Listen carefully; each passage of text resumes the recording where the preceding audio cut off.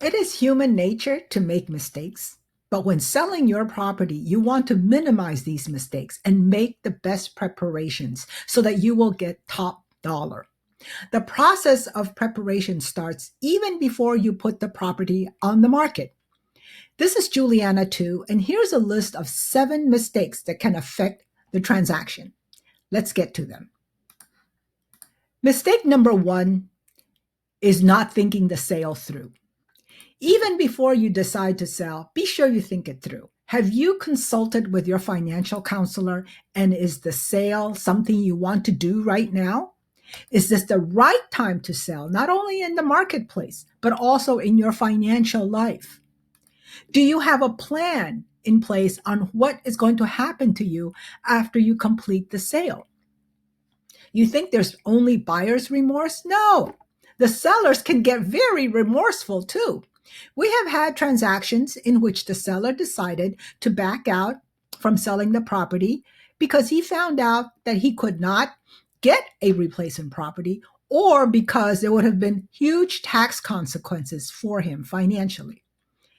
Would there have been a possibility of a lawsuit filed by the buyer to force the sale? Yes, there could have been. Mistake number 2 is not doing your physical preparation work. Are you aware of the market condition in your neighborhood? Are you aware of the value of the properties comparable to yours? Are your expectations in line?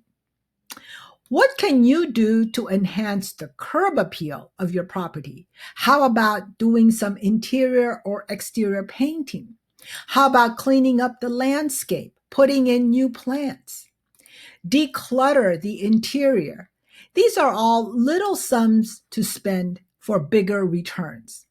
You might also want to prepare by paying upfront for a third-party inspection report and a termite pest inspection report, both of which would show you any areas of structural or physical concerns. This will also give you an idea as to the cost of the repairs if brought up by the potential buyer after the transaction has gone into escrow. Let there be no surprises. Mistake number 3 is not doing your title preparation work. You're saying title preparation work, what is that? Well, that happens to be probably the biggest area of mistake that can affect your escrow. If you have, in the past few years, entered into an escrow to refinance your property, for instance, then your title work is probably all caught up to date.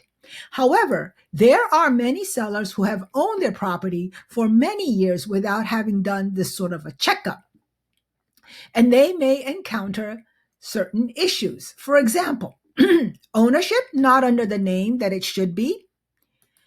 Um, Maybe you had an old loan that was paid off years ago, but it was showing that it was never released. Maybe there are other liens and judgments that attached to you and then went to your property that you were not aware of. We have owners who did not realize that credit card judgments could have been filed against them. What about unpaid property taxes? Because maybe the tax collector had the wrong mailing address. You may not have realized it, but part of your property may be encroaching onto your neighbor's land or vice versa. We had a case in which the driveway was built over the neighbor's land. And then we had another case in which the neighbor's fence was built on our seller's land. This will decrease the seller's land square footage quite a bit. As your real estate agent, if you have one, or an escrow officer, we can help you. We can help you prepare for the sale by requesting a preliminary title report so that you have an idea if there are any hidden issues. This report is going to be necessary when you enter into the contract nevertheless, so why not do it in advance? Be prepared. Mistake number 4 is providing information in a timely manner or providing correct or incorrect information. No matter if it is your real estate agent or your escrow officer, providing the correct information will prevent for any delays. For instance, Did you have a change of name, a change in marital status? Are you presently married, but your spouse does not show on the ownership? We had a case in which the seller's ex wife was still on ownership with him and not his present wife. This really confused us. Who do we call to get a payoff of your loan? And did your lender happen to sell the loan to some other servicing company? In one of our transactions, the lender had sold the loan weeks before the closing of the transaction, but the seller who got the notification did not think to tell us about it. By the time we did the closing, we could not verify the loan payoff because the particular lender had already sold the loan, they didn't have it. And the new lender couldn't find the file because they hadn't gotten the file from the old lender yet. We could not even pay off this loan. And if we had known earlier, we could have delayed the closing until the payoff lender was set to receive our funds. There is a link, by the way, for a video describing this scenario in our video description below. Do you have a PACE loan for solar panels or other energy efficient improvements that is paid through the property taxes? And this information was not given either to the buyer, to the real estate agent, or the escrow officer in advance.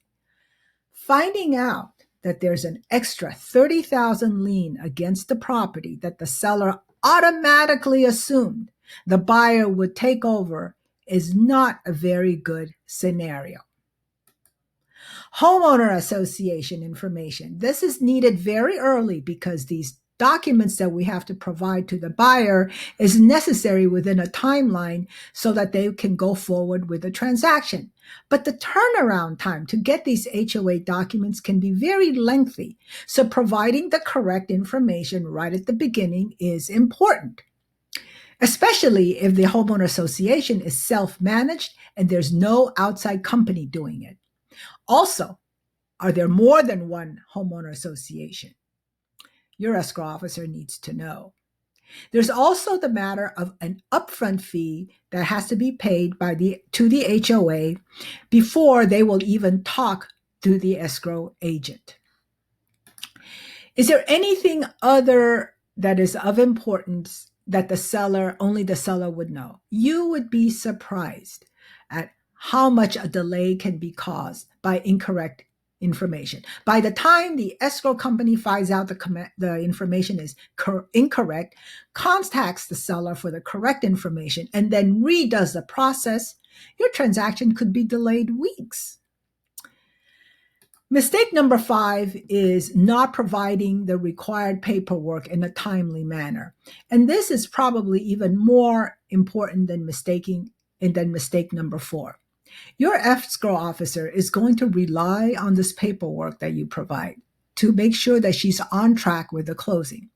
In addition, there are information on the paperwork that may generate questions or concerns, which, if it is not caught early enough, will delay the transaction. What, for instance, if there's a mistake on your name, your title, and your vesting? Or what if there's your social security number traces to a personal judgment that you were not aware of? Or you have a common name with somebody else and their liens attached to you. Sometimes clearing all these liens and judgments take a lot of detective work. Sometimes even a bond is necessary. An important form to turn in is the confidential statement of information, or the SI. There is a full article link to the importance of the SI below. I'll never forget one transaction in which the seller did not turn in his SI until the day before the closing. It turned out he had a $1 million judgment filed against him, and he was hoping that it would not be picked up. Well, we did pick it up the day before closing. By that time, the buyer's money was all in, his loan has funded. The whole transaction just fell apart, and the lawsuits were filed. It really was not very pretty. If you send in the escrow paperwork early, it gives the escrow officer time to review everything carefully. Mistake number 6 is not communicating with your real estate agent or your escrow officers. All escrow officers have this fear that they are going to be the last to know. And by the time they find out, it will require other paperwork to be generated and other parties' involvement. Here are some examples. Going on vacation before signing all of the closing documents. Purchasing a new property and both transactions have to close at the same time. Deciding to do a 1031 exchange at the last moment. Or there's a private loan to be paid off and that was not disclosed.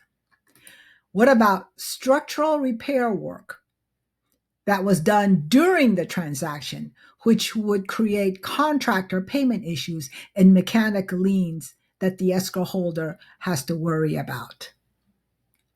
It is always good to contact your escrow officer directly at the opening of the escrow to open up a communications channel with them. Provide them with your direct phone number, your email address, and your present mailing address. If you have any questions, call them. They will be happy to answer. Remember, you are the principal in an escrow transaction, and the escrow officer's fiduciary responsibility is to you. Now, mistake number 7 is not using the calendar, not calendaring important dates. Once the sale has entered into escrow, there are dates and timelines that the transaction must meet, and it is important that the seller be aware of these dates and calendar them. Some dates will trigger the scheduling of other dates. Do not rely on the real estate agent or the escrow to give you out reminders. Here are some basic dates that you have to start out with. First of all, the closing date, as per your escrow paperwork. Work backwards from this date, but remember, this date is going to be tentative and it's going to be subject to everything else that is going on. Date number 2 is the date that the buyer is going to remove all of his contingencies. Once that date hits, you have to work forward from this date to schedule dates for number 3, 4, and 5. Number 3 is the date to complete all scheduled repairs and termite work. Number 4 is the date your purchase transaction, if you have any, is going to close. And number 5 is the date to schedule your movers. There's a reason for this tight scheduling. There have been many times when the completion of items number 3 or number 4 has to lead to an extension of the escrow. There may have also been times in which number 5, the date to schedule movers, has been problematic, especially in the summer months when the demand for movers is high. And of course, when number 1 changes, then we have a domino effect on number 3, 4, and 5. So pre-planning is super important. And when you do so, calendaring will keep you on track. Remember, if you have issues with number 3 and number 4, communicate this to your real estate agent and your escrow officer. Today's t-shirt: faster than a speeding bullet, leaps tall buildings in one bound. I am Superwoman, and I am your escrow officer. There are other articles in the video description below pertaining to the various bullet points that we talked about here. And if you happen to be buying another property, be sure you check out the top 9 mistakes a buyer should avoid. This is Juliana Tu, and I thank you for watching this video. I hope to see you again in my next video. Thank you.